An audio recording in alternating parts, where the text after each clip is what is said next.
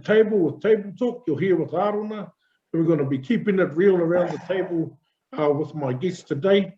Hails from the mighty from Purirua. And we're very close. We're literally brothers. And we're going to be sharing our stories. I'm going to be asking them a few questions. We're going to be sharing about our stories. So, Alfie, welcome. I know mai haramai ki tēnei whakaturanga nei, or Table Talk, ki tēpu. My first question to you is, ko wai koe, no hea koe. So just give us a little bit of an intro about who you are and where you come from. Over to you. Oh yeah, my name's Alfred Clay, but down Purirua here, they call me Elf Dog. I've been known for that for a long time. Elf Dog, Mongamoa Purirua. Yeah, I'm originally from born in Whakatane, raised in Edgecombe, made my way around the Motu, been a mischief fella, been in and out of bloody places, but I finally landed here in Purirua. So I've been here since 91. Oh, that's awesome. That's awesome. So just give us a little bit of background about Purirua and how you became to be a part of your whānau down there. Oh, gee. See, this one goes way back. Yeah, well, before I got to Purirua, I used to kick out with the te tiko and kaware Mongamoa. You know, didn't have a patch though, but, you know, I've always been into the mob. Yeah, so that's where my stomping grounds are. But like I made my way here. Oh, it was hard to get here, bro. You know, Aki couldn't even fit in the circle. But I've been here for about since 91. So I ended up getting me a patch about 2002. Prospected. So yeah, so from 91 up until 2002, I was just doing the family life, non-gang member. Just kicked out with a lot, kicked out with all the boys around here. Most of them are dead and gone, some of them are still here. But yeah, I kicked out with the boys. They like league, but I couldn't play that. You know, I like doing the other thing in the ring. So, you know, yeah, but they really got into the league. So, you know, so I tried a bit of that with the boys, and yeah, I wasn't too bad on the field too. You know, so they sort of gave me some brownie points with Sid Mookie and you know, rest in peace, Jim Brown, rest in peace, Marlo, rest in peace, Marlo, rest in peace, Law, rest in, you know, a whole list of the dogs they were great league players for Purirua City. You know, so that's a winner. That's a winner, and I think it's in all sort of gangs, be league games, you know, especially rugby league. It was a big one for a big winner if you could play that with the old school. They, you know, they chuck you in straight away. But I was a red bag,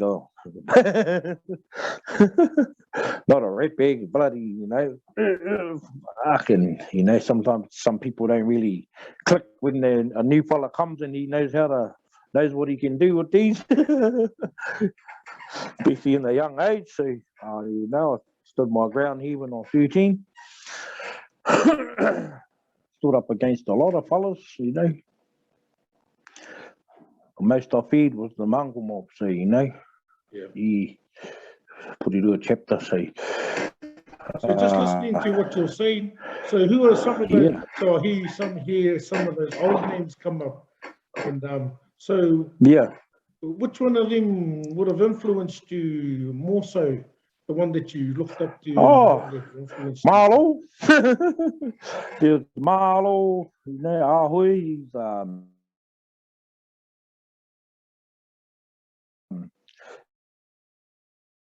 he's the one that paid our backbones for this chapter.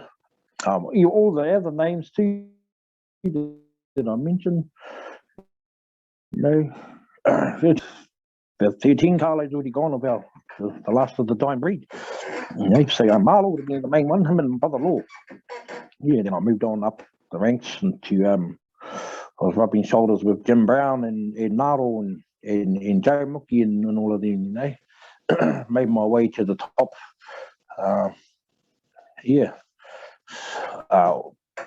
Eventually I got, you know, patched up 2002. Following year, they made me sergeant at arms. So, you know, it's quite an honour and privilege to serve in one of the mightiest chapters in Aotearoa. You know, I had the privilege of growing up with you. Obviously, we're brothers. And just to see how you were. And, you know, I just remember some things about you, Alf, and as we were growing up, especially in Porirua. And as we all know, you know, back then it was just the mongrel mob in town. And I remember we were growing up next door to our whānau. And so, you know, how, you know, it was that life too. We grew up around it. And you were an influence for me, spoke because you were the only male figure I had around at that time. So my boy. What was going in regards to that, you know, I remember a lot of things happening growing up. But what I remember, you were always there for us, no matter what, bro. Even though you were doing what you were doing. So in regards to that, you know, I mean, as we go along in life, you had a family, you got a big family, you got heaps of kids. But I always see that in you, bro, how you influenced us, and I also followed those footsteps in playing league too. I you know what really back then I used to worry about my little brother, you know. Always worried that you're following my footsteps, you know. And it was like my worst night.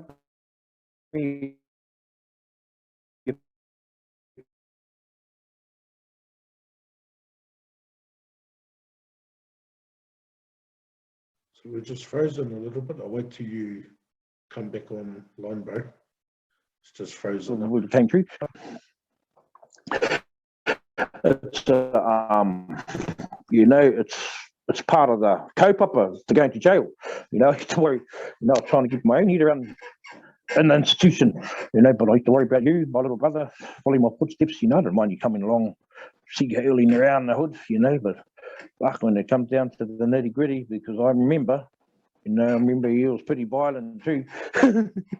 He was a violent man too, you know, only because you're looking up, it was hereditary, you know. I used to look up to my father. He could rumble, our dad, you know, we knew he could rumble, he could really fight that man, you know, and I wanted to be like that, you know, the winner. But, you know, you also displayed family violence, which, you know, I'm glad it didn't pass on to my little bro, you know. So going back to that, I'm happy where you are, you know. I'm glad you didn't follow me, you know. We can still salute and hey well to each other, you know. But I know deep down in your heart, in my heart, that I'm quite proud of myself for, you know, deterring you, you know, David's mum, you know. You gotta look here too now, you know. You gotta look after mum now, so you know, and it's gave you some responsibilities, I guess, for passing you now. You're too now. You look after mum. I've got to go and do my family, but you know, you come out good you come out on top, my bro. And to me, I'm you know, it was an honour and privilege to be your role model. But in saying that, I'm you know, koe, my brother. Yeah. Kapai, bro. My bro. And I see that journey in you. And yes, you did influence me in some ways. And I think about it now. If I look at it, yes, you did help me to. And I think one thing that helped me to grow was, as you were playing league, that sort of influenced me to go into league. And I think that was my way out. But we still hung out quite a bit. We did. No, we did. We still carried on being brothers, you know, have a laugh, you know. It was what it was all about. You never know. We've never had no issues all our life, you know. And I think that's the beautiful thing about it. We've never had issues. We've never had any we've never had any fights. You know, maybe once when you whacked me with the tyre, huh? but that was because we were trying to get all our actions ready. And obviously, you excelled in that area. You must have been right. So I still got the scar for that, and oh man, I love it. You know, yeah. But I'll do it all over again if I could. I wouldn't have you any other way, my bro. Love you just the way you are. Same here. Same here, my brother. But can I ask you, look, we've come to the question of the week, my bro. And the question is this. After hearing what you've said, what you've gone through, and how a lot of people influenced you, good and bad. But look, we're here today, we're standing. What does the term mongrel mob mean for you, Alf? Mongrel mob, well, for that, it's whānau. Hey, iwi hapu whānau. We look at it like this now, tikanga. Back in the days, it was just, you know, that's what it was. It's what it was. It meant that, just that. Mongrel mob, you know, just pack of mongrels mobbing it. You know, now we can label it in all sort of things now. We can put, you know, whānau, hapu, trusts, you know, we can put all of those on there, you know. So we're moving with the times now. So with me, it's just, yeah, whānau, whānui, yeah, right across the board. Yeah. It's quite obvious, eh? Probably was meant to be. It was meant to be when the judge named us that, you know, the judge that named the pack of mongrels that. It was meant to be, so, you know, bang. You know, unfortunately, it started out in a pretty hideous sort of a crime that was committed, but, you know, there was the in thing back then, you know, but we're growing out of that sort of carry on now. That we're in the here and now, so we going with the times, so we don't tolerate any of that sort of how we started, our name started. So yeah, other than that, brother, whānau, yeah. So how long, I'm curious now, I know it's been a few years, but how long have you been in the mongrel mob, Alf? Oh, all my life. I was just thinking about that the other day. I was sitting there going, fuck. So I had 20 years in April next year. Patch, but like, I look at it like this. I remember stealing my first bandana when I was only 9 years old. So there was an Edgecombe at one of the hoko shops. I remember, you know, I got into it then. So there was my first hit, you know, shoplifting for a bandana. There was the polka dots. I remember, you know, I used to take it to school, hide it away at home, you know. You know, for me, that's 9 years old, so if you can count back, that's quite a couple of decades there, few decades there, several decades. Yeah, a good 30 plus years, I reckon. I've been into the mongrel mob, 35 years. It's a long time. 35 odd years, you know. Yeah, go just under 40 years, I say. Just under, bro. Couple of years, 35. A long time being a part of your family. Yeah, my bro. Yeah. I wouldn't want it any other way, you know. I see you've just experienced, as you know, I know as well, you just experienced coming back from the kaupapa down at Kahukura and Hastings. Yeah. So how was that experience for you, bro? And just briefly, how was it for you? Fuck. That was life-changing, you know, for me. Oh, you know, I'm going to go back to the past. You know, I remember when we were one of the first sort of people going through family group conferences back in the 80s, and one of the results and recommendations was to send me to Honesty House back in then, you know, but it wasn't made for, you know, I wasn't even in the mongrel mob then, but I was, you know, just starting, getting my thing going, but, you know, those places weren't made for us. Mainstream ones, mainstream rehabilitation. So when I found out about King Sundog and Sister Ma running the Whare Aroha with the mongrel mob notorious, But I already found out about them through when Roy Dog was still around, the mighty King Roy, notorious. He was running workshops with the Salvation Army.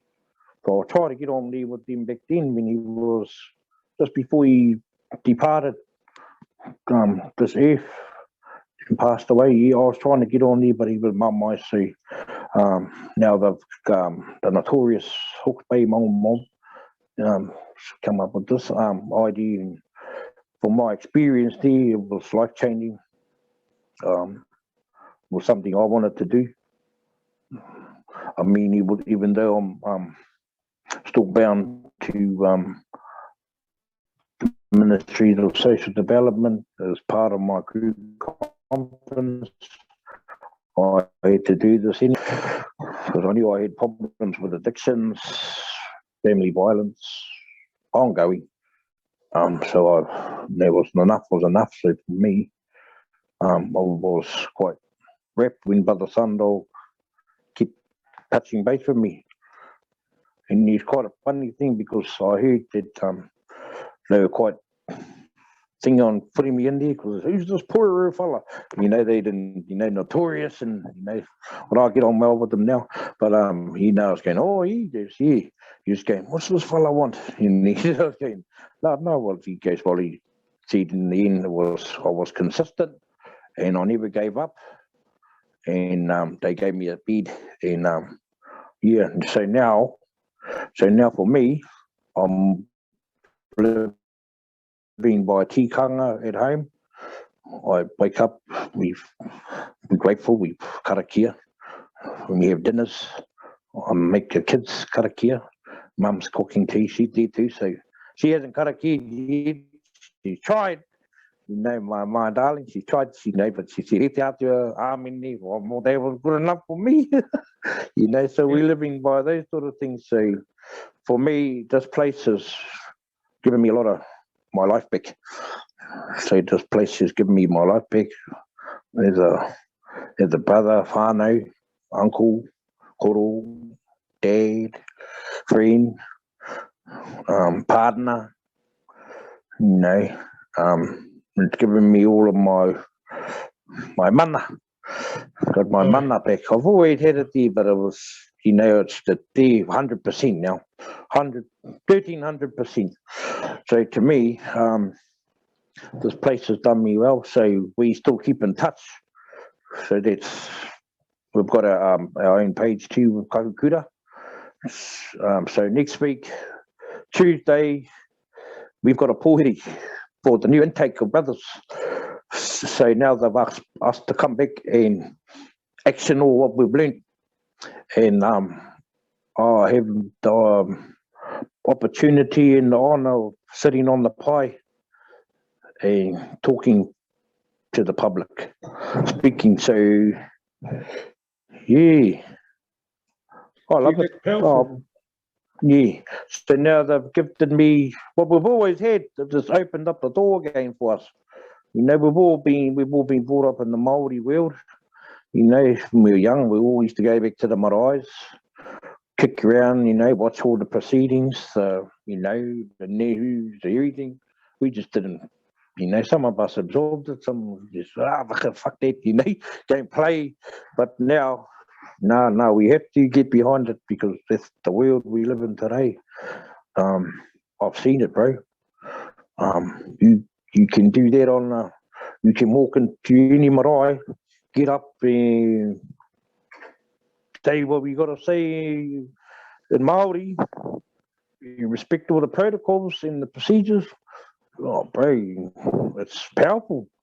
You know, makes, you know, people, I'm like a magnet now, bro. You know, I've done a couple of public speakings in Te Reo.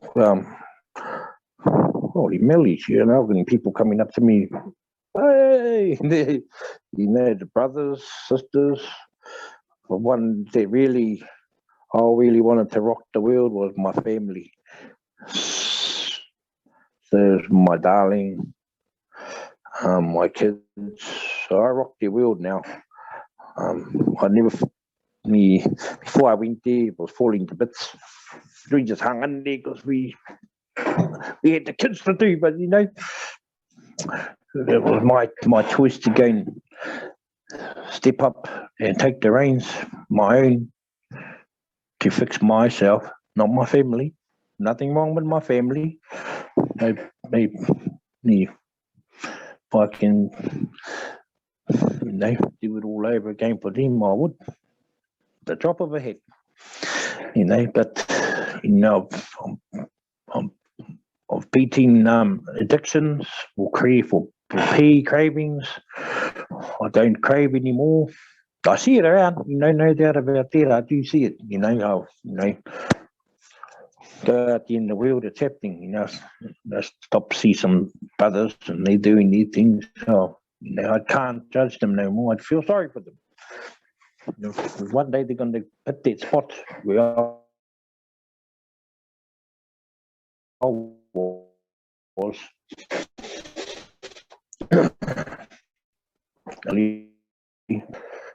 If not, it's these, they're coming back to you up. Kamati, you know, that's not the life. So for me, Whakatupu Matauranga, there was a winner. He winner, my brother. And I recommend it for all our people that need a hand on it. I'll be happy to pick them up with a big awhi and then carry them all the way to and get some pariaroha. It's beautiful hearing that from you.